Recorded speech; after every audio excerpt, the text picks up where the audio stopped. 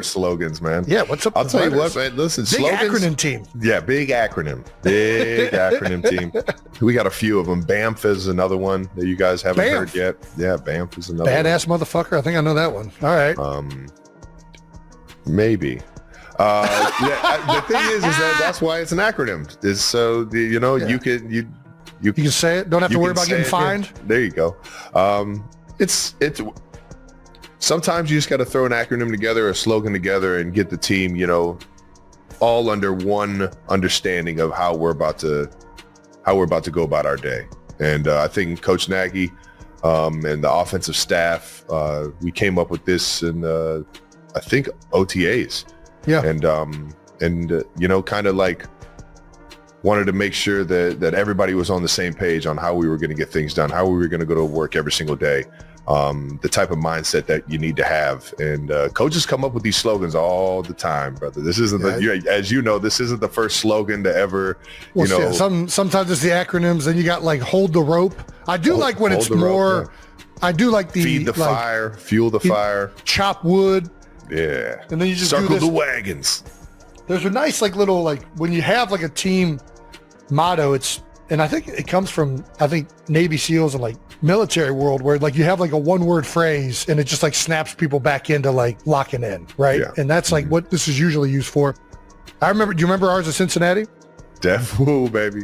DEFWU. Don't ever fuck with us. Yeah. Broke it down. That was a big Derek Wolf. Was that Derek Wolf or was that a big red thing with Zip? Do you remember? I don't know where it originated, but it was definitely that Eastern Ohio Valley. Yeah, exactly. But yeah, that was a big one for us. Yeah, the acronyms are always fun for sure, especially if you get a good one. Yeah, you get a good one. Throw it on a T-shirt. Everybody's fired up, and that's what it's about. Is that everybody's bought in, everybody's saying it, everybody has that type of mentality, and when you get everybody to buy in, having fun with it, man, that's what it's there for, man. Not only you guys AAF on offense, you're AAF on defense. The defense has only given up 7 points in the last 8 quarters, 24 points in the last 3 games. Yeah, they're getting it done, baby. They're rolling right now. They were giving up some yards in that first half, but when players had to make a play, there was Trent McDuffie had a tackle on a 2nd and 1 where he just broke on a little rub route and just made a hell of a fucking play. Trent's a fucking dog, man. Also, shout out to Zach Ertz, Washington Commanders. The other 36, was he 36 too? He's definitely year 13. I think he's 34, turning 35 maybe. All right, a little bit younger. Yeah, he was a 4-year college guy. 4-year college guy. There you go. Yeah, Stanford. Yeah, he might have been 3. Shit. Not just any college. Yeah. Shout out to Zach Ertz. Joined Tony Gonzalez, Jason Witten, Travis Kelce, Antonio Gates, and Shannon Sharp to become only the 6th tight end in NFL history with 800 career reception. Yes, sir. Me, obviously, everybody knows me and Ertz came in 13 years ago. Same draft class. 2013. And to see him still fucking doing it, man. We saw each other before and after it, man. And man. I just cherish every fucking game I get to play with that guy, man. Or get to compete against him, man. Yeah, absolutely. I got a lot of great memories from Zach. Got some hardware to share, too. Anything we missed about the game? Chiefs?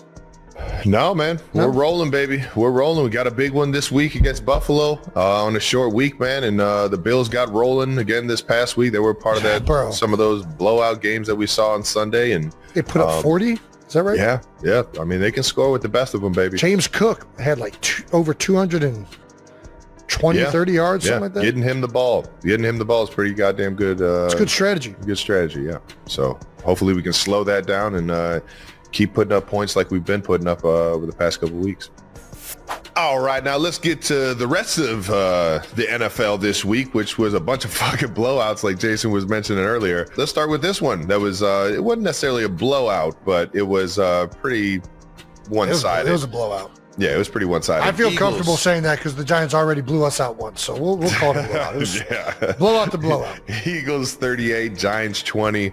Obviously, one of the biggest storylines of the NFL is Scadaboo had a pretty aggressive ankle injury. Sending all the love to him. Hopefully he can get back, man. The NFL absolutely loves a motherfucker like that. Just a tough as nails dude. Hopefully he gets back in tip-top shape. Big Dom DeSandro sent over some pizza and cheesesteaks. I mean, the guy got a standing ovation as he was getting carted off. Nobody wants to see one of the most loved players in the league get hurt like that. And obviously what that guy's meant to football over the past couple of weeks has been pretty fucking fun to watch. So hopefully he gets back healthy and back to running dudes over and being the epitome of a fucking NFL football player, man. Yeah, man. I think that you saw, like, the link can be brutal to opposing players and fans. Especially like I've seen rival teams. Yeah, I've seen the link not handle opposing players getting injured well before, and I don't think it was intentional. Like, I think they're just excited about a big hit or something happening, but it was so apparent how much respect everybody in the NFL has for this guy and how he plays the game. Like, he got a standing ovation getting off the field.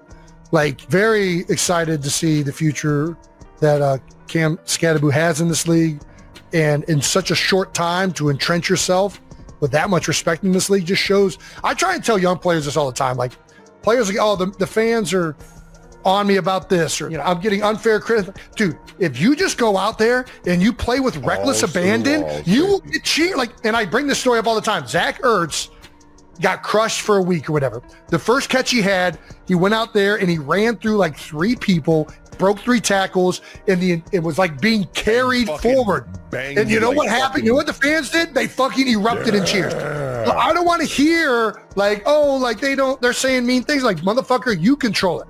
If you go out there with great energy and effort, you will be loved in the sport of football. That's one of the beautiful 100%. Things about the sport. Yep. People love guys that just have relentless motors. So that requires zero talent. That's just the reality of it. That's so spot on, man. Well, get healthy, big guy. Enjoy those cheesesteaks Dom dropped off. But let's get to this game. Initial thoughts on the game, Jason? I mean, this is exactly what we've been waiting to see. I mean, we've known that the Eagles are talented and that if they can play up to what they're capable of, that they are a very dangerous team. And obviously the Giants have been clicking. They've been playing well recently with Jackson Dart, Cam Skattebo, although he left early, and I do think that took some wind out of their sails. The Eagles are rolling right from the get-go. It started with the second play of the game with that Saquon Barkley huge rushing touchdown. It never stopped. I mean, we've been waiting to see the ground game get going. And a lot has been made about Jalen Hurts in the passing game.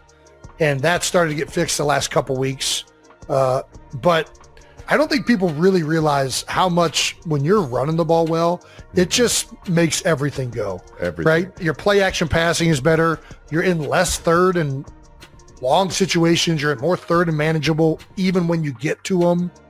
And it just makes the rhythm so much better. And the Eagles ran the ball so freaking well.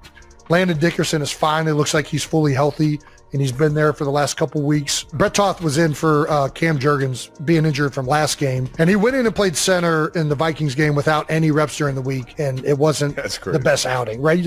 That's a tough situation to be thrown into, right? Like, you work on guard and these other things all week, and all of a sudden you're live in the game doing the snaps. And he bounced back, man. There was a lot of criticism all week about the previous game and one of his games at guard, and he honestly was one of the best players up front for him throughout the day. He had a bunch of crucial blocks. He did well in the combinations. He had a lot of fold schemes, pulling around, making blocks at the second level. And something else that I think doesn't ever really get talked, and I know this just because I know Brett, he puts the line in a really, he's going to make sure the calls are right. And that is such a big part of having a backup going at center. Because if you're not all on the same page, it's not communicated well, it can make everything fall apart. Fuck yeah. And you could see that those guys were in sync and that everybody was on the same page. And that's half of being successful in the run game. 9 times out, especially if you got great players, which the Eagles do. You get bodies on bodies, baby. You give a guy like Saquon a chance, man. We're rolling. Brett, you got to give him his flowers. And I know Philadelphia already had an outstanding game.